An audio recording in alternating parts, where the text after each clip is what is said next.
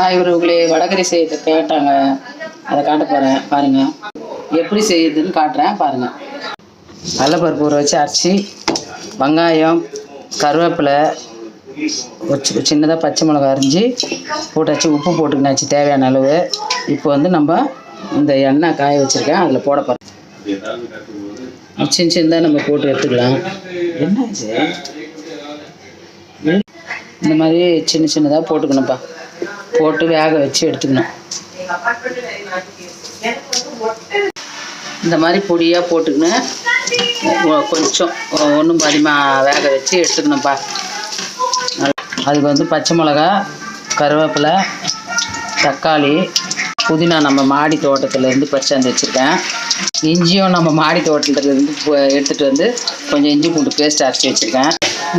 இந்த அளவு இருக்க சொல்ல எடுத்துடணும்ப்பா. இந்த அளவுக்கு இருக்க சொல்ல எடுத்துடணும். அவ்வளோதான்ப்பா, போட்டு எடுத்துட்டேன் பக்கோடா மாதிரியே. இது நம்ம உடச்சிக்கணும். உடச்சிட்டு தாளிக்கிறப்ப காட்டுறேன். இந்த மாதிரி இப்போ செஞ்சுக்கணும்ப்பா. நல்லா சூடு ஆறிடுச்சு. இப்படி செஞ்சு நல்லா வாசனையாக இருக்கும். இது மாதிரி பண்ணோம்னா அந்த கடாயே வச்சு அந்த கடாயில் இருக்கிற எண்ணெய் ஊற்றியாச்சுப்பா. எண்ணெயை ஊற்றிக்கினே அதுலேயே வேறு நம்ம கொஞ்சம் எண்ணெய் ஊற்றிக்கலாம்.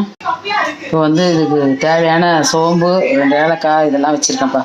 இதை போடணும். இந்த எண்ணெய் காஞ்ச உடனே எண்ணெய் காஞ்சிட்டு இது போட்டேன், மசாலா போட்டேன். இப்போ வெங்காயம், கருவேப்பிலை இந்த மாதிரி நான் உதுத்து வச்சுட்டேன்.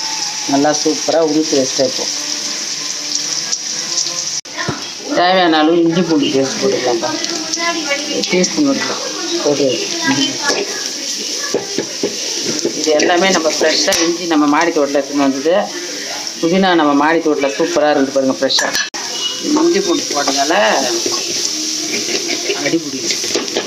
இப்போ நம்ம வந்து தக்காளி போட்டுக்கலாம். தக்காளி போட்டோம்னா அடிப்பிடி வதங்க. இப்போ இந்த கொத்தமல்லி, புதினா போடலாம். வதங்கிட்டு நல்லா. இப்போ இதுக்கு தேவையான அளவு மிளகாத்தூள் போட்டுக்கலாம். வெறி மிளகா. ஓகேவா?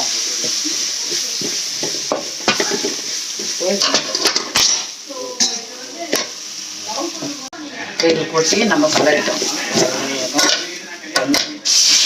தேவையான அளவு கொஞ்சமாக உப்பு போட்டுக்கலாம். ரொம்ப போடக்கூடாது. ஏன்னா அது அவ்வளோதான்ப்பா. வடகறி ரெடி. அழகான வடகறி ரெடி. டேஸ்டான வடகறி ரெடி. சூப்பராக ஆகிடுச்சு பாருங்க. இட்லிக்கு வடகறி சும்மா சாஃப்டாக இருக்குது பாருங்க. தோசை வேணுன்றவங்க தோசை சாப்பிட்லாம். தோசை ஊற்றி வச்சுருக்கேன் ஆப்பம் மாதிரி. அவ்வளோதான்ப்பா.